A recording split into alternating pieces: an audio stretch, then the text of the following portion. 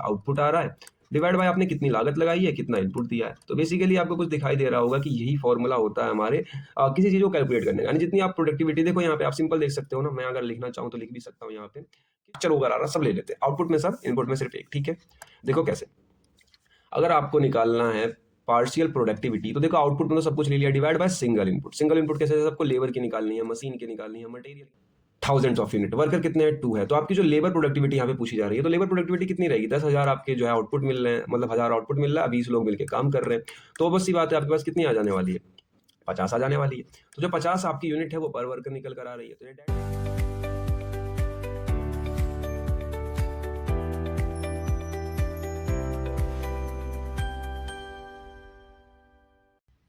Welcome back दोस्तों, आप सभी का एक बार फिर से स्वागत है आपके अपने प्यारे चैनल एम स्पेस के ऊपर। मैकेनिकल के लिए चैनल बिल्कुल जान हो सकती है। और एज वेल एज मैं हूं आदित्य ठाकुर। हमारी एक सब्जेक्ट सीरीज चल रही थी इस चैनल के ऊपर, दैट इज इंडस्ट्रियल इंजीनियरिंग। उसका मैं आज यूनिट नंबर 1 का पार्ट नंबर 2 लेकर आ गया हूँ। इससे पहले मैंने यूनिट नंबर 1 का पार्ट नंबर 1 कंप्लीट करा दिया, और साथ ही साथ में आप लोगों के लिए ओवरव्यू लेक्चर भी मैंने प्रोवाइड कराए थे, ताकि आप लोगों को पूरे सब्जेक्ट का ब्योरो लग पाए। अगर ये दोनों वीडियो में से आपने अगर एक भी नहीं देखी है तो आई टैब पे लिंक मिल जाएगी, यहाँ से जा सकते हो, क्योंकि उनके बिना सब्जेक्ट समझ में नहीं आएगा। इसलिए मैं हाईली रिकमेंड कर रहा हूँ कि आप लोग देख लेना। यहाँ पे मैं बात करूँ कि आज मैं कौन सा कंटेंट पढ़ाने वाला हूँ, आज हम लोग क्या डिस्कस करने वाले हैं, तो बेसिकली आज हम लोग पढ़ने वाले हैं यूनिट नंबर 1 का पार्ट नंबर 2। और साथ ही साथ में जो इस सब्जेक्ट का सब्जेक्ट कोड है, डेट इज BME 503। AKTU का लेटेस्ट सेमेस्टर 5th के लिए लेटेस्ट कोर्स होने वाला है। तो फटाफट से स्टार्ट करते हैं। अब देखो ये जो सिलेबस है, बेसिकली अगर आप AKTU की ऑफिशियल वेबसाइट पे जाओगे तो ये सिलेबस आपको देखने को मिलेगा। और ये सिलेबस का मैंने से जस्ट स्क्रीनशॉट लिया है इंडस्ट्रियल इंजीनियरिंग का। अगर आप वहाँ पे जाके चेकआउट करते हो तो वहाँ पर आपको ये सेम सिलेबस मिलने वाला है।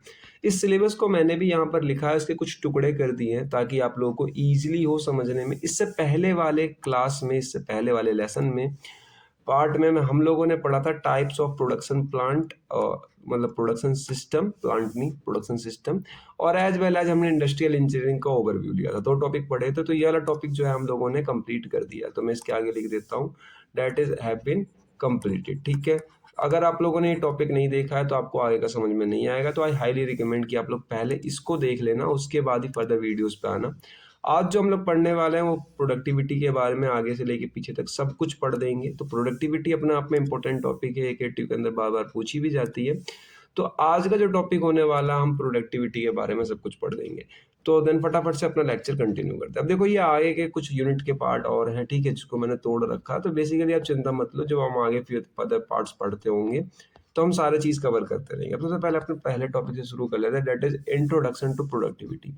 अब देखो प्रोडक्टिविटी फिलहाल यहाँ पर आप लोगों के लिए वर्ड बिल्कुल नया होगा, अगर आप लोगों ने मैन्युफैक्चर इंजीनियरिंग के अंदर इसको नहीं पढ़ा। हालांकि MP के अंदर था, ये मैन्युफैक्चरिंग प्रोसेस के अंदर भी था। अगर आप लोगों ने नहीं पढ़ा है तो फिलहाल आप प्रोडक्टिविटी को सिर्फ आप एफिशिएंसी समझ सकते हो। अब एफिशिएंसी क्यों, देखो एफिशिएंसी निकालते किसके हैं, बेसिकली कोई एक इंजन हो गया, इस इंजन में हमने कुछ इनपुट दिया था, ठीक है, और इस इंजन से हमें कुछ आउटपुट मिला था। तो हम इंजन की एफिशिएंसी निकाल लेते हैं कि इंजन कितना काम कर रहा है। लेकिन यही चीज़ अगर आप इंडस्ट्रियल लेवल पे करते हो, ठीक है, मैं यहाँ पे इंडस्ट्रियल लेवल पे, प्रोडक्शन लेवल पे करते हो, तो इसका नाम चेंज होके हम उसको बुलाने लग जाते हैं प्रोडक्टिविटी। चीज़ एक ही रहती है, सब कुछ एक ही रहता है, बस खाली आप ऐसा समझो कि आप बड़े लेवल पे बुला रहे हो उस चीज़ को, इसलिए उसका नाम हो गया यहाँ पे प्रोडक्टिविटी। दोनों चीज़ सेम होती है, ज़्यादा डिफरेंस नहीं होता।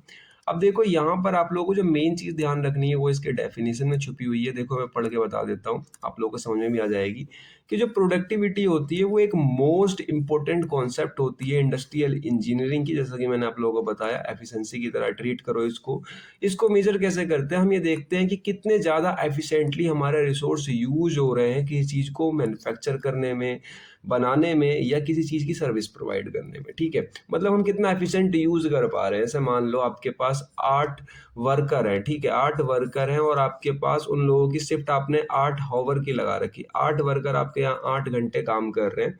तो बेसिकली वो अपने सारे टाइम को यूटिलाइज करें, आपकी कंपनी चले, आपका प्रोडक्शन प्लांट चले। ऐसा ना हो कि 8 में से जो है 5 घंटे वो लोग काम कर रहे हैं और 3 घंटे रेस्ट कर रहे हैं। तो ऐसे आप लोगों का यूटिलाइज नहीं हो पाएगा सामान का। ये तो एग्जाम्पल का था कि वर्कर ऐसे रिसोर्स भी हो सकते हैं, रॉ मटेरियल भी हो सकता है, टाइम भी हो सकता है, तो आपको सब कुछ यूटिलाइज करना है, तो दैट इज प्रोडक्टिविटी। ठीक है, ये आंकड़ा देता है आपको कि कितना आप घाटे में चल रहे हो और कितना फायदे में चल रहे हो। ठीक है, इसका सिंपल डेफिनेशन भी मैंने लिख रखा है, जिन लोगों को ऊपर वाले टिपिकल लगी हो, नीचे वाली तो और आसान लगेगी। देखो, प्रोडक्टिविटी का सिंपल मतलब यही होता है कि मैक्सिमम को आउटपुट कर देना, यानी आउटपुट को बहुत ही ज्यादा मैक्सिमम कर देना। ठीक है, किसका यूज करके? तो ऑब्वियस सी बात है, बहुत कम इनपुट का यूज करके।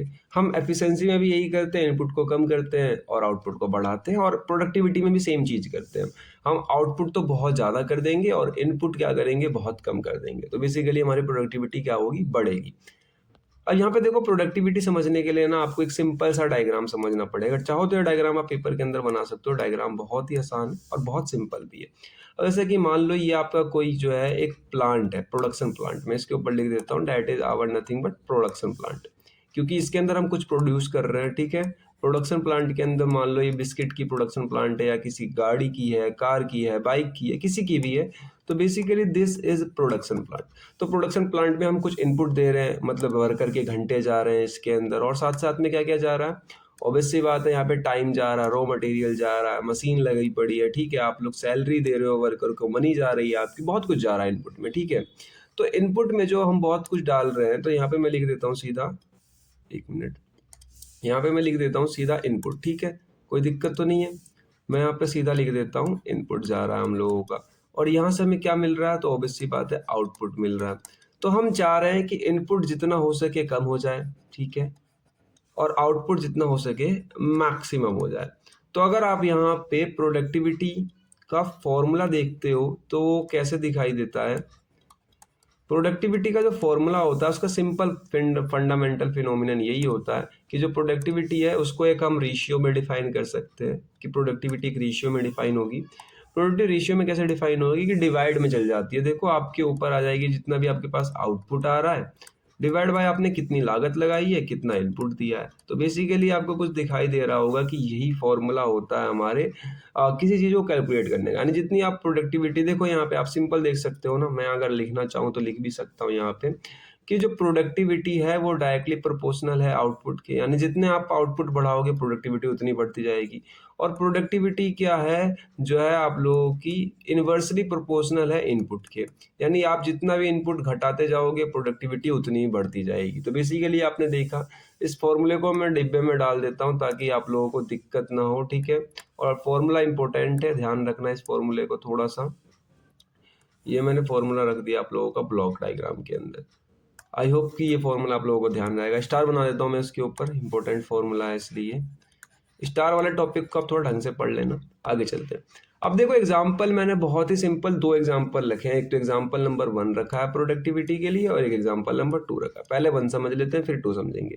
जैसे यहाँ पे देखो, मैंने बहुत ही सिंपल तरीके से समझा रखा है कि एक फैक्ट्री में अगर 500 यूनिट बन रहे हैं 10 वर्कर की हेल्प से, ठीक है, यानी कि 10 लोग मिलके 500 यूनिट बना रहे हैं, तो आपसे प्रोडक्टिविटी पूछी जाएगी। यानी आउटपुट कितना आ रहा है? तो 500 यूनिट का आ रहा है, और आप इनपुट में क्या दे रहे हो? तो 10 वर्कर दे रहे हो। तो डेट्स इट, आपका कितना आ गया? यानी 50 आ गया। यानी आपकी कंपनी की 50 प्रोडक्टिविटी आ गई। कैसे? 50 यूनिट आपको पर वर्कर बना रहा है। ठीक है, तो इस तरीके से आपने प्रोडक्टिविटी निकाली। दूसरा एग्जांपल ले लो कि देखो, एक मशीन जो है बेसिकली वो 800 कंपोनेंट कह लो, यूनिट कह लो, पार्ट कह लो, 8 घंटे में बनाकर दे रही है। तो हमें कितना दे रही है? 800 दे रही है। कितने घंटे ले रही है? 8 घंटे ले रही है। तो जब आप इसको कैलकुलेट करोगे तो 100 बचेगा। तो 100 कंपोनेंट आपका पर आवर बन रहा है, दैट इज आवर प्रोडक्टिविटी। ठीक है, प्रोडक्टिविटी आपकी कंपनी की दिख रही है कि आपकी प्रोडक्टिविटी कितनी है? 100 कंपोनेंट 1 घंटे में बनाने की। अगर आप इसे बढ़ाना चाहते हो तो ऑब्वियस सी बात है, या तो घंटे कम करो, नहीं तो अपने आउटपुट को बढ़ाओ।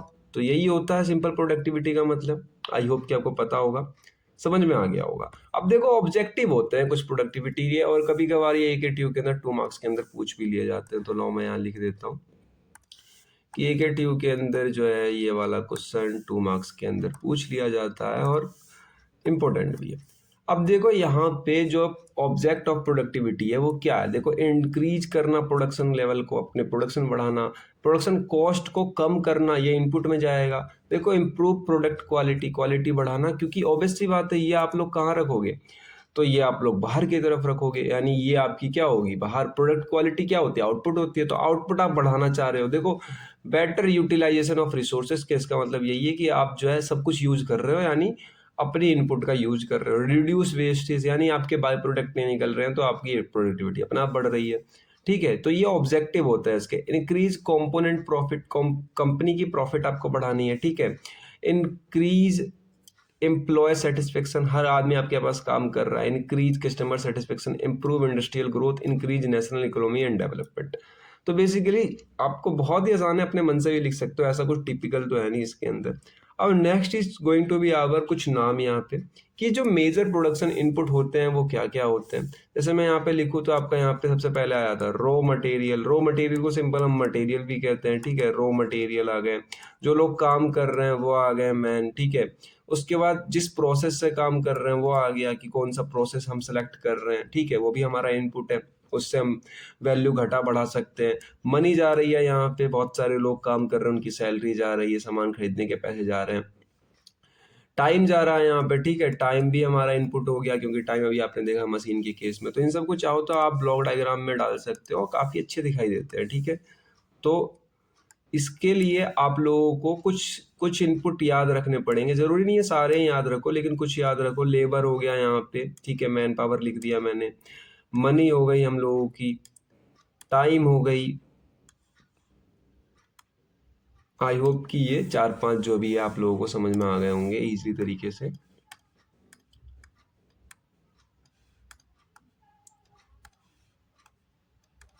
तो फटाफट से हम क्या करते हैं, अब आगे की तरफ बढ़ते हैं। कुछ मैंने यहाँ पे इनपुट लिख दी, इसके अलावा भी होते हैं, बट बेसिकली 4-5 आप ध्यान रखना, ताकि आप लोगों को कंफ्यूजन ना हो। प्रोडक्शन इंजीनियरिंग के अंदर कुछ इनपुट्स हो गए।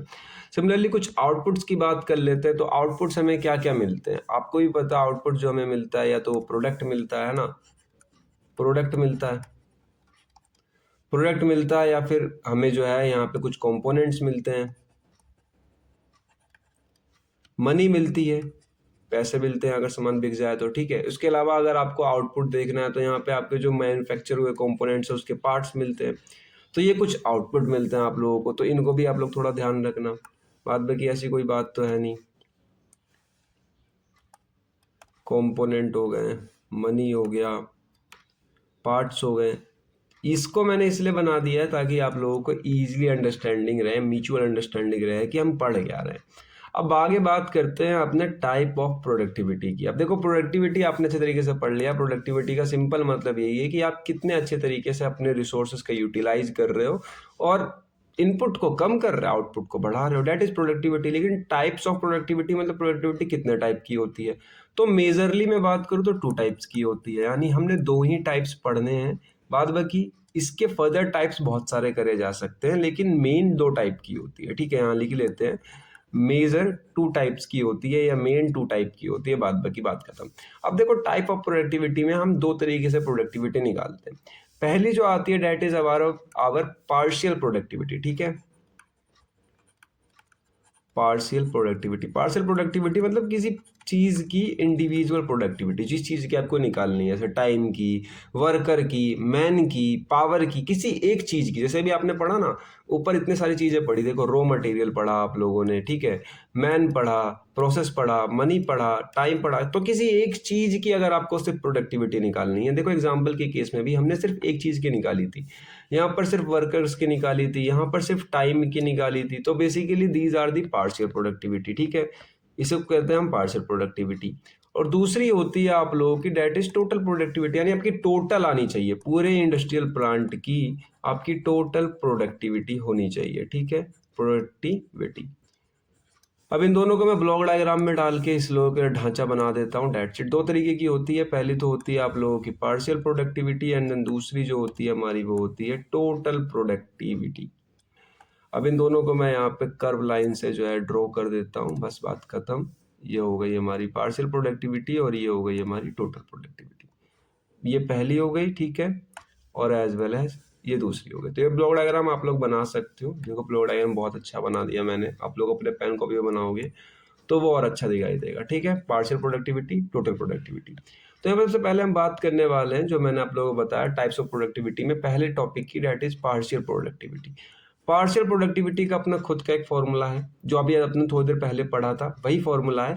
और यहाँ पर देखो हम क्या करते हैं, जो मैंने आप लोगों को पहले ही बताया, और ये चीज़ इंपॉर्टेंट है कि यहाँ पर बस खाली हम जो है वो सिर्फ ओनली वन इनपुट लेते हैं, ठीक है ना। यही मैंने आप लोगों को बताया है कि यहाँ पर सिर्फ और सिर्फ एक इनपुट लिया जाता है, तो इनपुट नहीं लेते या पूरे इनपुट नहीं, लेकिन आउटपुट कितना लेते हैं, आउटपुट जो भी प्रोडक्ट मेजर होकर आ रहा है, मैन्युफैक्चर होकर आ रहा है, सब ले लेते हैं आउटपुट में सब, इनपुट में सिर्फ एक, ठीक है। देखो कैसे, अगर आपको निकालना है पार्शियल प्रोडक्टिविटी, तो देखो आउटपुट में तो सब कुछ ले लिया, divide by single input. Single input कैसे, जैसे सबको लेबर की निकालनी है, मशीन की निकालनी है, मटेरियल की निकालनी है, एनर्जी की निकालनी है, कैपिटल की निकालनी है।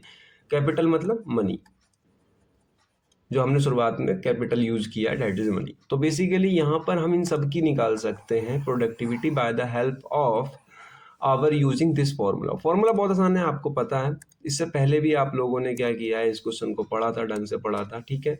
मैं इसको हाईलाइट कर देता हूँ, सॉरी 1 मिनट, मैं इसको हाईलाइट कर देता हूँ। ये हो गया हमारा ये फॉर्मूला।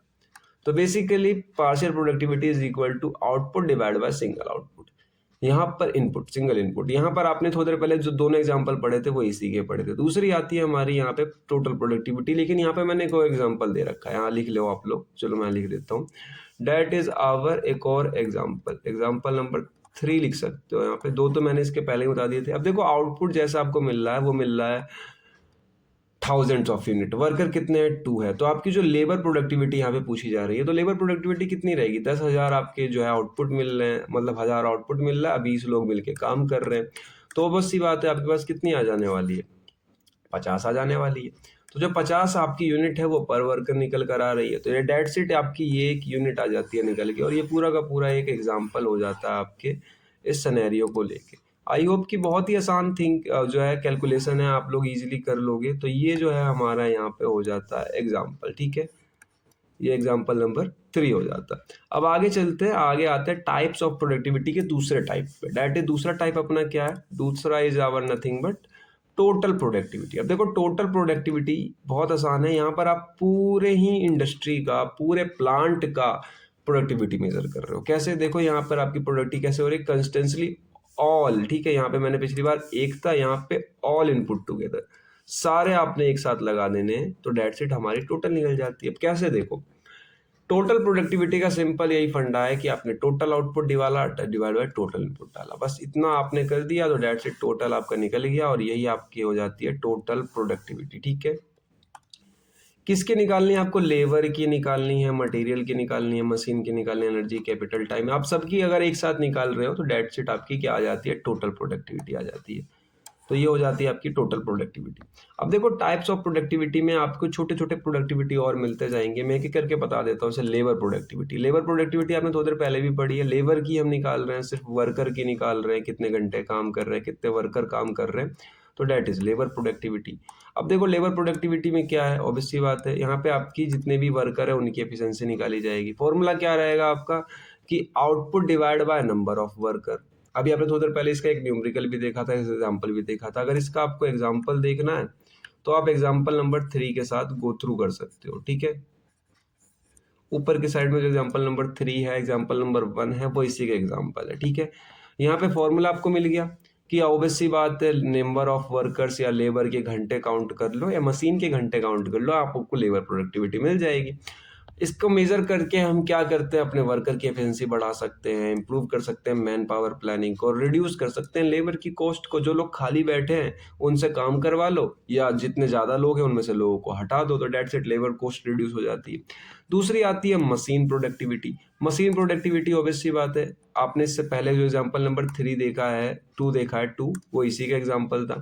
इसमें कुछ भी नहीं है, ऊपर तो आपका आउटपुट आ जाएगा जितना भी आना, जितने भी यूनिट निकाल के दे रही है, नीचे डिवाइड बाय मशीन की कितनी आ जाएगी आपकी वर्क हॉवर आ जाएगी या वर्किंग हॉवर्स आ जाएगी, कितने घंटे काम कर रही है मशीन, ठीक है, तो वर्क हॉवर्स आ जाएंगे, आप ऐसे निकाल सकते हो। मटेरियल प्रोडक्टिविटी, ठीक है, मटेरियल प्रोडक्टिविटी में क्या है, आपकी ऊपर तो आउटपुट आ गई, नीचे हमने कितना मटेरियल यूज किया, ठीक है। अगर आप चाहो तो इसको ऐसे लिख सकते हो, ऊपर तो आ गई आपकी कितने प्रोड्यूस जो है बनकर आ रहे हैं, कितने प्रोडक्ट बनकर आ रहे हैं, डिवाइड बाय आपकी इनपुट मटेरियल, आपने कितना मटेरियल यूज किया है, ठीक है।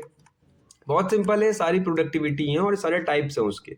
बस खाली 1-2 पढ़ने थे आपको, 2 मेन थे, बाद बाकी तो आप खुद निकाल दोगे, ठीक है? कैपिटल प्रोडक्टिविटी में आपकी टोटल जो है आउटपुट कितनी आई, डिवाइड बाय कितना लागत लगाया आपने, कितनी मनी लगाई, कितना कैपिटल यूज़ हुआ, ठीक है? तो बेसिकली आप एक-एक करके आप सारे निकाल सकते हो। आई होप कि आपको समझ में आने लगा होगा धीरे-धीरे। ऊपर तो आ गई आपकी आउटपुट, नीचे आ जाएगी आप लोगों की कितना कैपिटल यूज़ हुआ यानी यूज़्ड। इनपुट डाल लो यहाँ पे, इनपुट कैपिटल, कैपिटल मतलब मनी, यहाँ मैं लिख दूँ? चलो मैंने लिख दिया। कैपिटल का मतलब है मनी, आप कितना मनी यूज़ कर रहे हो। तो सिंपली बहुत छोटे-छोटे फॉर्मूले हो जाते हैं इनके, और इनके बारे में अगर डेफिनेशन लिखना चाहो तो डेफिनेशन भी लिख सकते हो।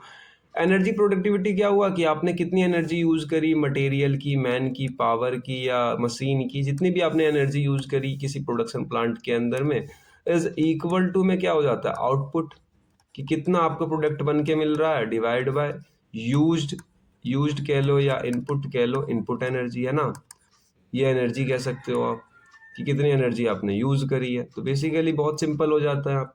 टाइम प्रोडक्टिविटी का तो आपने एग्जांपल भी देखा है, मैंने एग्जांपल भी बताया आप लोगों को टाइम प्रोडक्टिविटी का, कि time productivity is like a dot dot productivity. इसमें हम घंटे मेजर करते हैं कि इतने घंटे तक मशीन चली है और इतने प्रोडक्ट बाहर निकले हैं। तो ऊपर तो आगे आपको ऑब्वियस सी बात है आउटपुट डिवाइड बाय आपका वर्किंग,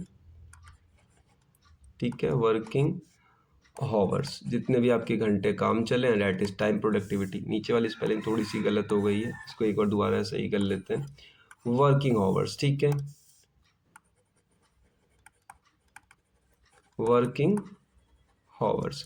तो बेसिकली इस तरीके से आप जो है अपनी टाइम प्रोडक्टिविटी निकाल सकते हो। अब देखो फैक्टर कौन कौन से अफेक्ट करते हैं प्रोडक्टिविटी को, इंपॉर्टेंट क्वेश्चन है, मैं स्टार बना देता हूँ कि देखो फैक्टर कौन कौन से अफेक्ट करते हैं। कभी कभार बहुत टिपिकल हो जाता है समझना। अब देखो फैक्टर अफेक्टिव कौन, या तो आपकी इनपुट किसी कारण से बढ़ जाए या फिर आउटपुट कम हो जाए। यहाँ पे मोटा मोटी तो आप सिर्फ ऐसा लिख लो कि देखो आपकी जो इनपुट है या तो वो बढ़ गई, इनपुट के बढ़ने वाले एरो का सिंबल लगा देता हूँ मैं यहाँ पे, ये लो, या तो आपकी इनपुट बढ़ जाए, ठीक है, या नहीं। अगर इनपुट नहीं बढ़ रही तो दूसरा चीज क्या हो रहा है आपके साथ, जो आपकी आउटपुट है वो घट जाए। इन दोनों में से अगर एक भी क्राइटेरिया फुलफिल हो रहा है तो आपकी क्या होने वाली है, ऑब्वियस सी बात है, प्रोडक्टिविटी जो है अफेक्ट होगी, ठीक है, कम हो जाएगी, अफेक्ट होगी।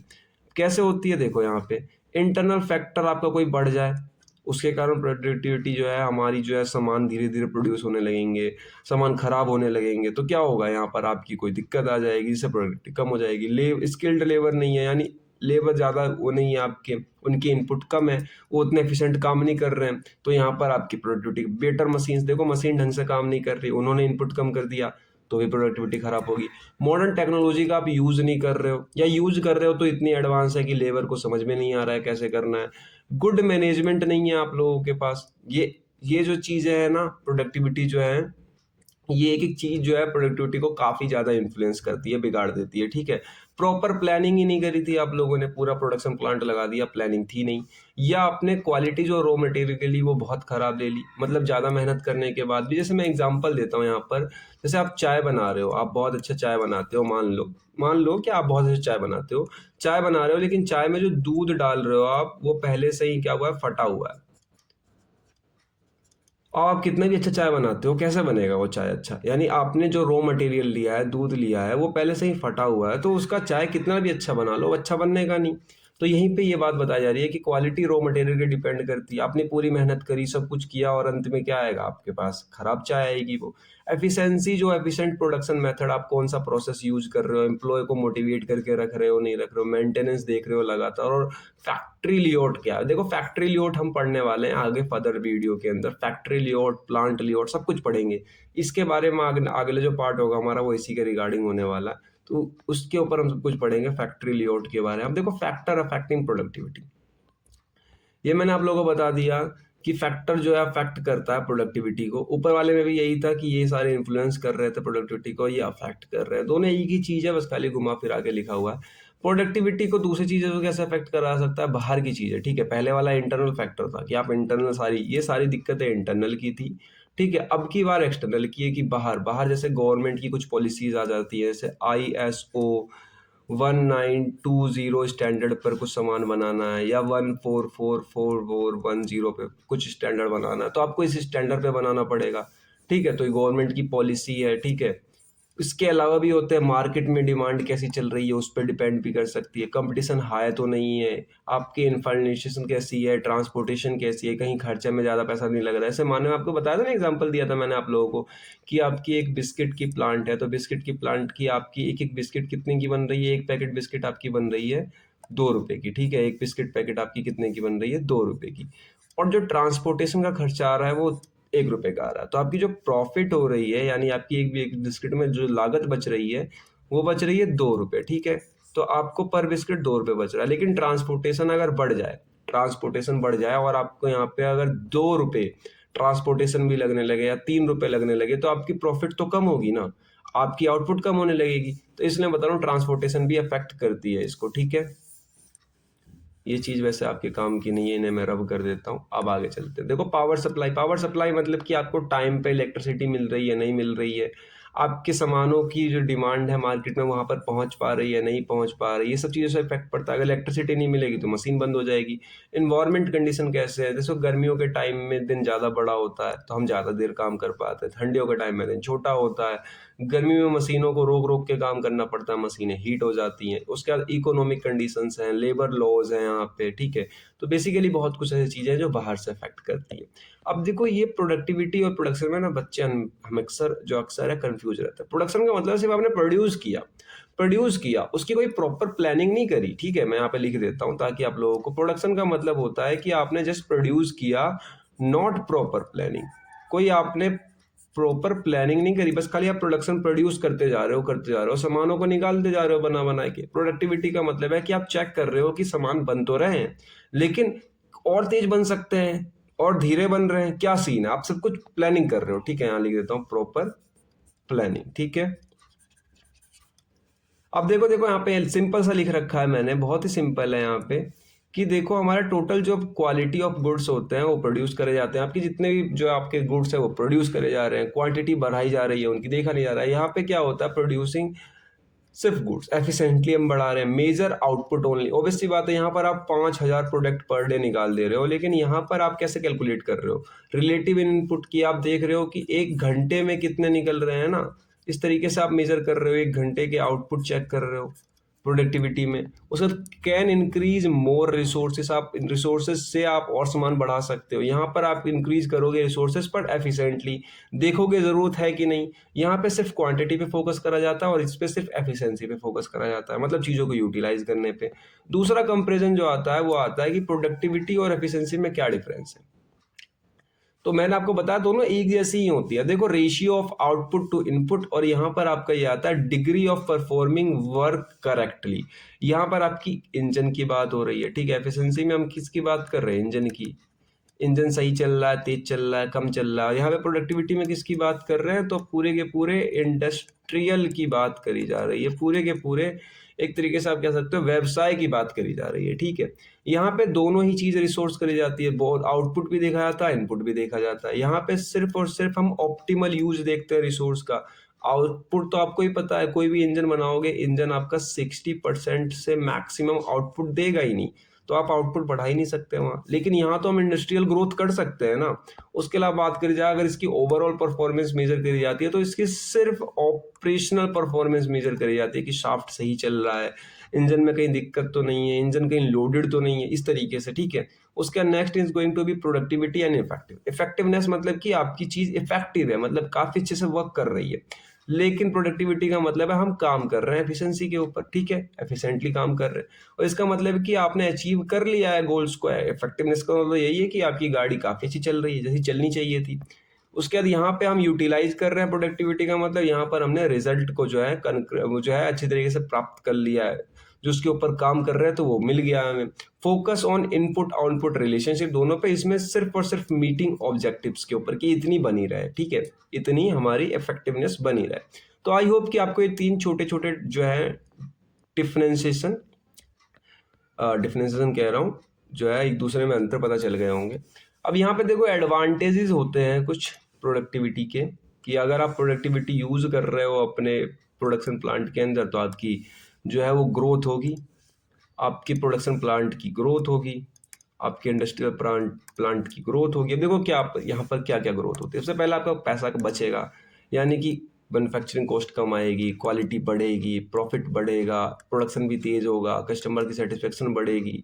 एम्प्लॉय जो होंगे वो मोरलेल होंगे, यानी अच्छे से काम करेंगे, इम्प्रूव कॉम्पिटिटिवनेस रखेंगे कि उसने जो है अच्छा काम किया तो अगली बार हम अच्छा काम करेंगे, ठीक है? यहाँ पे कॉम्पिटिटिवनेस अच्छा बन जाता है कि आप अगर दूसरे वाली कंपनी इतना प्रोडक्ट बना के दे रही है तो आपकी कंपनी भी दे रही है उतना, वेस्ट कम हो जाते हैं, यूटिलाइजेशन कर सकते हो। ये मतलब बेसिकली हमने अगर प्रोडक्टिविटी का यूज किया तो सिंपल आप ऐसा समझो कि प्रॉपर प्लानिंग, ठीक है? प्लान लिख देता हूँ, एनालाइज कर रहे हैं हम लोग, ठीक है? एनालाइज कर रहे हैं और चेक कर रहे हैं बार बार कि कहीं गलती तो नहीं है, कहीं कमी तो नहीं है। यही होती है प्रोडक्टिविटी। और दूसरे वाले केस में है कि आप प्रोडक्टिविटी मेजर ही नहीं कर रहे हो, आप अपने चैनल अपने ग्रोथ को मेजर नहीं कर रहे हो, आप छोड़ दे रहे हो अपने किसी ऐसे ही ऐसे कंपनी चलने दो, घाटे में जा रही है, मुनाफे में जा रही है। डिसएडवांटेज है ये सारी की सारी। देखो difficult to measure service output, आपको नहीं पता चलेगा फिर कितने प्रोडक्ट बन रहे हैं कितने नहीं बन रहे हैं। Quality difference might not be reflected, आपको दिखने वाला नहीं है क्वालिटी की डिफरेंसेस कहाँ पर हैं। फैक्टर जो है ना वो ज़्यादा अफेक्ट करेंगे आपके प्रोडक्टिविटी को, इंटरनल फैक्टर भी एक्सटर्नल फैक्टर भी। दूसरी इंडस्ट्रीज है वो प्रोडक्टिविटी मेजर कर रही होगी तो आपके लिए बहुत दिक्कत हो जाएगी, ठीक है? एक्यूरेट डाटा कलेक्शन में भी चैलेंजिंग, बिल्कुल सही डाटा आपको नहीं मिल पाएगा। ऑब्वियसली बात है, आप जब लिखा जोखी ही नहीं रख रहे हो, कुछ रिकॉर्ड ही नहीं रख रहे हो, तो आप कैसे अपने कंपनी को ग्रोथ कर पाओगे? तो दैट्स इट, सिंपल, बहुत आसान है, ज़्यादा कुछ है नहीं इसके अंदर। आज के लेक्चर में सिर्फ इतना ही, ताकि लेक्चर बड़ा ना हो जाए इसलिए मैंने सिर्फ इतना ही कंटेंट रखा है। और अगर आपको इसके वीडियो के नोट्स चाहिए, इन लेक्चर्स के नोट्स चाहिए, तो नोट्स जो है आपको सिंपल टेलीग्राम चैनल पे मिलेंगे। और टेलीग्राम चैनल की लिंक मैंने डिस्क्रिप्शन में लगा रखी है, आप वहाँ से जाके ज्वाइन कर सकते हो। अब आप में से बहुत से ऐसे लोग हैं जो वीडियो देख तो रहे हो, सब्सक्राइब नहीं कर रहे हो चैनल को, वीडियो को लाइक नहीं कर रहे हो, तो आई हाईली रिकमेंड की बहुत मेहनत लगती है। और यहाँ पे मैं पूरा का पूरा लेक्चर आप लोगों के लिए फ्री प्रोवाइड करा रहा हूँ, तो इतना तो आप लोग कर ही सकते हो। आप लोग ट्रू स्टूडेंट हो, एकदम सच्चे स्टूडेंट हो, यहाँ तक वेट कर रहे हो, इसलिए मैं कह रहा हूँ अब आके कि आप लोग तो लाइक कर ही सकते हो एटलीस्ट। बाद में कि अगर नेक्स्ट पार्ट चाहिए आपको तो उसके लिए सब्सक्राइब कर लेना, क्योंकि यहाँ पर नेक्स्ट पार्ट आपको तभी मिलेगा जब आप सब्सक्राइब करके रखोगे, आपको नोटिफिकेशन आएगी। नहीं तो आपको बार बार चैनल खोजना पड़ेगा। और अगर दूसरे सब्जेक्ट भी पढ़ने हैं आप लोगों को, जैसे टोम हो गया, थर्मोडायनेमिक हो गया, ऐसे ऐसे बहुत सारे जो कोर सब्जेक्ट होते हैं हमारे मैकेनिकल के, तो उसके लिए भी चैनल को आप विजिट कर सकते हो। हमारे सब्जेक्ट इंडस्ट्रियल इंजीनियरिंग का यूनिट नंबर 1 का पार्ट नंबर 2 आज यहाँ पे खत्म होता है। मैं मिलता हूँ आप लोगों का पार्ट नंबर 3 के लिए, तब तक के लिए bye bye and keep learning.